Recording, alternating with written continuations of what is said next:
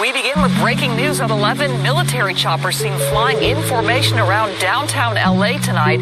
It was a frightening scene for many eyewitnesses, but we've learned it is all part of a military exercise. One chopper landed in the middle of Wilshire Boulevard, and soldiers were seen rappelling out of choppers onto rooftops. Several small explosions reported. Again, this was all a military exercise, no cause for alarm. And the LAPD tells us these exercises will be underway for the next several nights.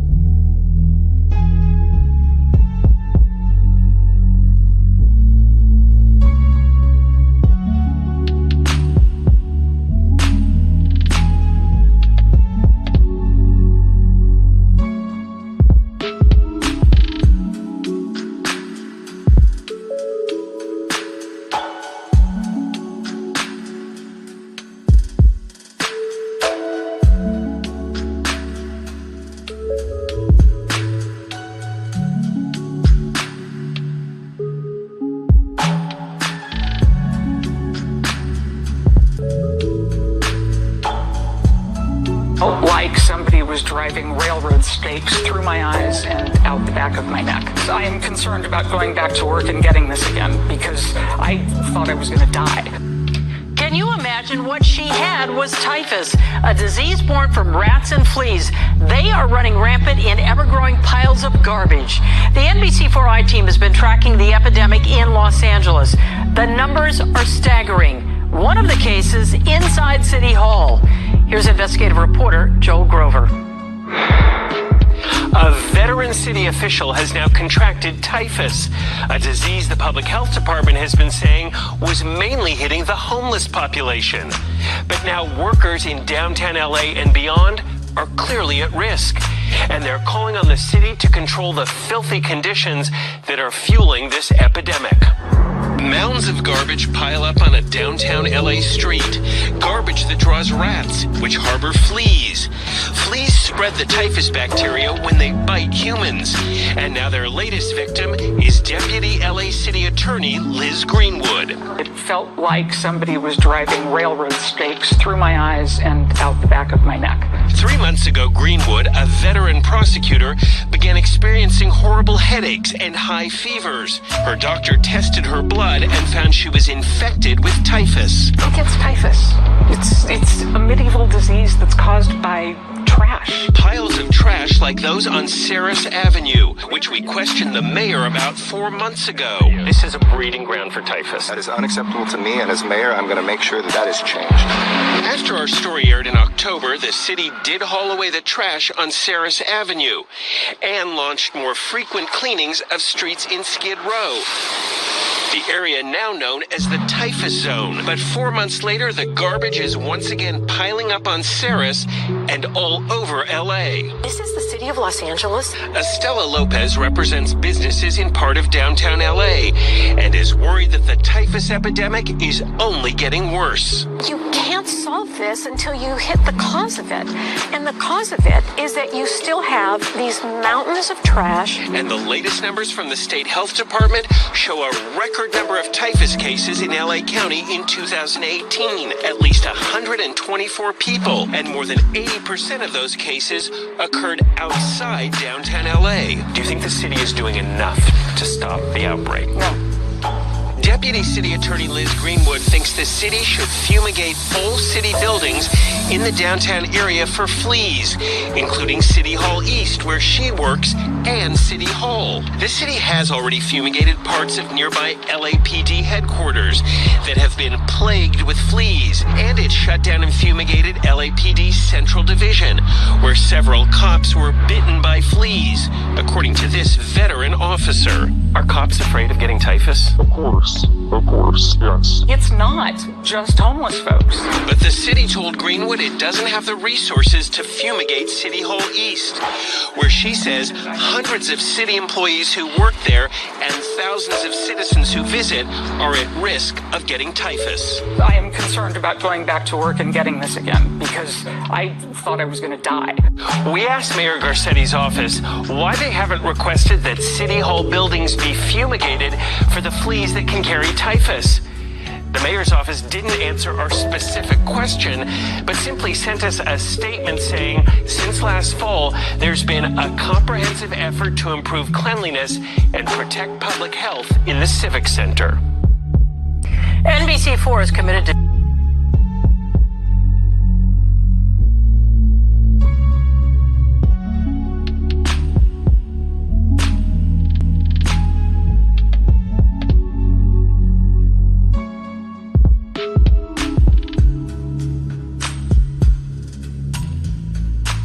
Breaking news alert, a man just arrested in a standoff in a local community. We have video right here of his arrest. It started this afternoon in La Junta. It's been going on for hours. We're expecting an update right now from law enforcement on the scene. They're holding a news conference right now. We want to listen in and see what's happening there. Who are being sought on outstanding warrants were in the residence as well.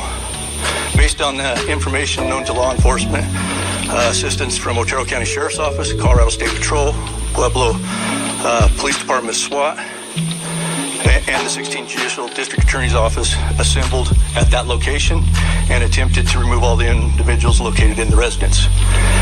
At the time of contact, 2 individuals vacated the home at approximately 10:15 a.m. to 10:30, at which time Jonathan McKay was arrested on outstanding warrants. Law enforcement secured the scene at 11 a.m. and at 11:19 a.m.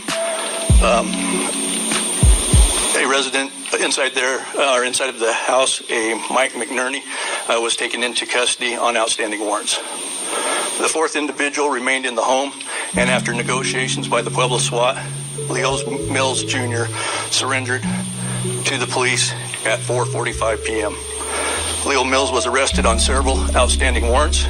At this time, there is no danger to the public, and all individuals involved are in custody. We would like to acknowledge and thank the officers of the La Junta Police Department's office, Pueblo Police Department SWAT, Colorado State Patrol, the Otero County Emergency Manager, Parole, and the investigators of the 16th Judicial DA's office. Thank you. All right, that's the briefing. That's the briefing there from Otero County. Just want to let you know that 4 people, it sounds like, were arrested. Various warrants for all of them. We'll sort through all the specifics. We'll have the information for you at KKTV.com and Liam Neeson, who has a new movie out. It's called Cold Pursuit. And just 24 hours ago, he made headlines for talking about an incident that happened decades earlier involving a very close friend of his who he says was assaulted. And Liam, first of all, I really appreciate your willingness to have this discussion, because when it comes to race, it can be very uncomfortable for people, and it just caught people off guard how you responded when you were asked about revenge. And you want to explain what you said? Yeah, we were doing a press junket, and it was the topic of our film is revenge, and it's a dark comedy too, but it's based as revenge. And the lady journalist was asking me, how do you tap into that? And I remembered an incident nearly 40 years ago where a very dear friend of mine was brutally raped. And I was out of the country. And when I came back, she told me about this. And she handled the situation herself and her rapist incredibly bravely. I have to say that. But I had never felt this feeling before, which was a primal urge to lash out. I asked her, did you know the person? It was a man. No. His race? She said he was a black man. I thought, okay. And after that, there were some nights I went out deliberately into black areas in this city, looking to be set upon so that I could unleash physical violence. And I did it for, I'd say maybe 4 or 5 times, until I caught myself on. And it really shocked me, this primal urge I had. It shocked me and it hurt me. I did seek help. I went to a priest. I heard my confession. I was reared a Catholic. I had 2 very, very good friends that I talked to.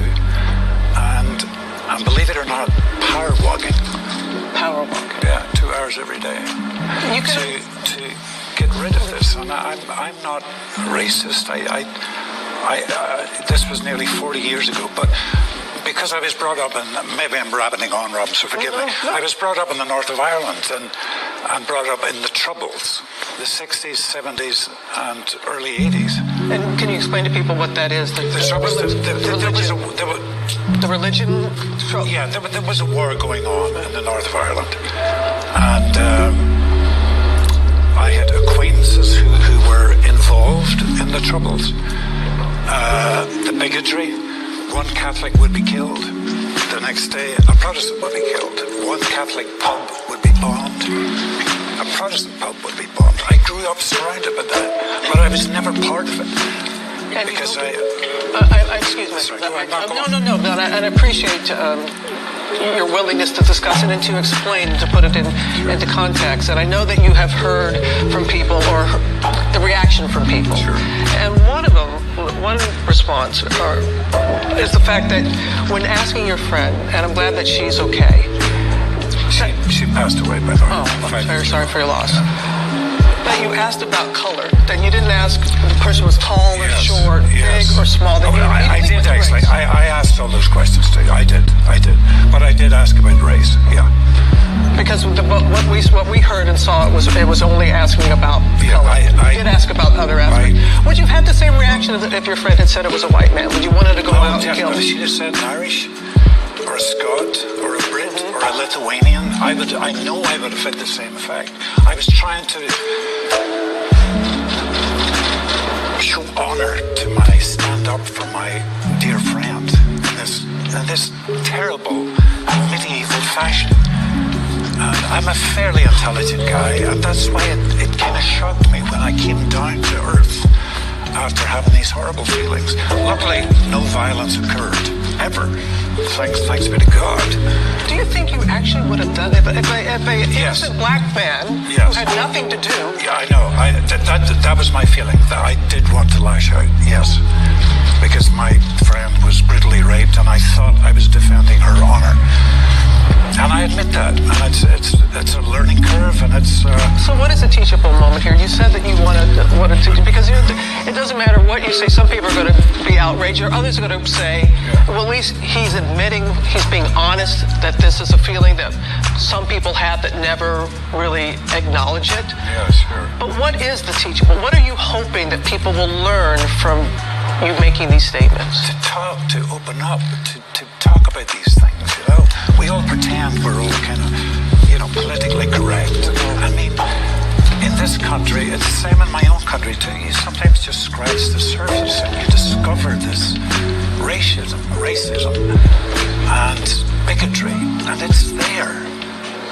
I remember when we were shooting Schindler's List in Poland 26 years ago almost, and hearing remarks from drivers who were taking us to the set, thinking to myself, am I hearing this right? This guy is making anti-Jewish comments to me, who's playing Oscar Schindler in the back of the car. And it happened on several times, and sometimes driving to the set, we'd see swastika signs painted on walls, knowing we were been driven past this area to go to set. What do we do? How do we have it goes beyond dialogue Robin, and conversation? You tell me what the teachable moment is, please.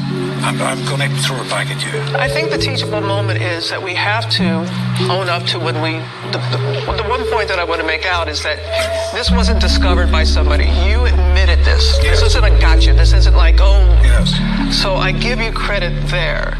But also having to acknowledge that the hurt, even though it happened decades ago, the hurt of an innocent black man knowing that he could have been killed for something he did not do because of the color of his skin. Or people, and they could have killed me too. At the time. But to get beyond it being a difficult conversation and understanding that we do need to get to the root of it, to stop just talking about it, and not. I know that you're getting crucified in many ways before saying what you did, and you're not shying away. You're admitting that it was wrong. You've learned from that. But you have to also understand the pain of a black person hearing what you said. Absolutely. You're absolutely right. Yeah. And at the time, even though it was nearly 40 years ago, I didn't think about that. All those things surprised me. But it was this primal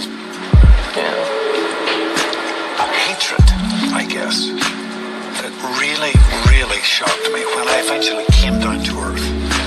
I saw what I was doing, going out looking for a fight. Not the way. That's never. And that's what the basis of your movie too. That just it goes on and on. And I wish we had time. Violence breeds violence.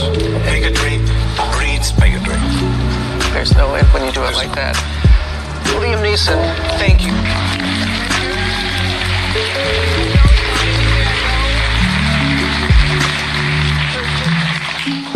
I wish we could settle it all. See the movie. It's a good movie, by the way.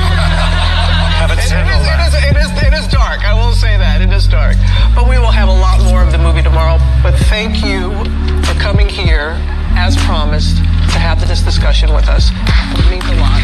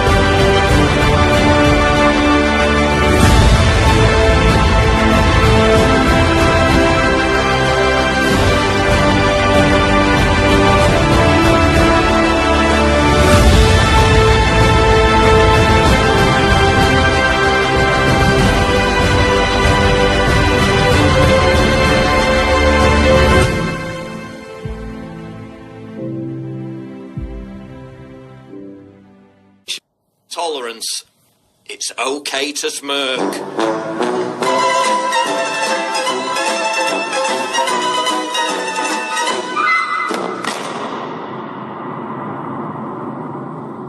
Please click the big red button to subscribe. It really helps me when you do that. And click the bell to allow notifications so you never miss a new video. Modern world? Who? Europeans. Built the modern world.